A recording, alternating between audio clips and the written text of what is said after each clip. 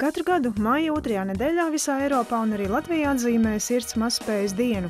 Šogad tā tika atzīmēta 10. maijā. Parasti sirds mazspēja attīstās citu sirds slimību rezultātā. Lai uzzinātu vairāk par slimības biežākajiem cēloņiem, izpausmēm un ko iespējams darīt savas sirds veselības labā, sirds mazspējas pacienti tika aicināti uz tikšanos ar ārstiem un pacientu biedrību par sirdi LV. Šogad mēs esam atšķirībā no citiem gadiem tiešām ieplānojuši mērķtiecīgu pacientu pasākumu pacientiem, kam jau ir zināma sirds mazspēja, un esam uzaicinājuši apciemot Paula Stradiņa Klīniskās universitātes slimnīcas pacientiem, kam ir implantētas resinhronizācijas iekārtas. Šādas iekārtas parasti tiek implantētas pacientiem, kam jau ir ļoti smagi sirds mazspējas simptomi, un faktiski mūsu mērķis ir informēt pacientus un viņu piederīgos par to, kā labāk sadzīvot ar sirds mazspēju un kas ir jāievēro, lai atkal nebūtu pasliktināšanās.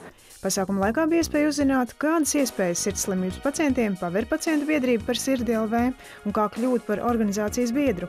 Organizācija maijā svinēs gada jubileju un tā darbojas, lai nodrošinātu sirds slimību pacientus, viņu ģimenes locekļus un arī veselīgus cilvēkus ar visu nepieciešamo informāciju par sirds veselību.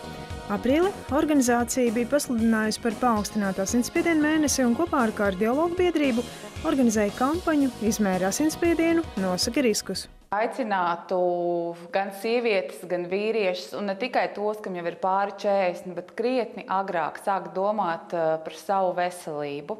Tas ir jau savos ikdienas paradumos, gan veselīgāk ēdot, atsakoties no izteikti trakniem ēdieniem, sālītiem ēdieniem, samazinot šo sāls un tauku patēriņu, tas būtu viens. Otrs arī, protams, atteikties no kaitīgajiem ieradumiem, smēķēšana nav nekas labs jebkurā vecumā. Un noteikti sekot līdzi, jo paaugstināts asinsspiediens, tas ir viens no tiem rādītājiem, ko cilvēkam ir salīdzinoši vienkārši noteikt un diagnosticēt. Pavisam neilgā biedrības par sirdi LV pastāvēšanas laikā izdarīts ir daudz, un ik viens tiek aicināts pievienoties organizācijai.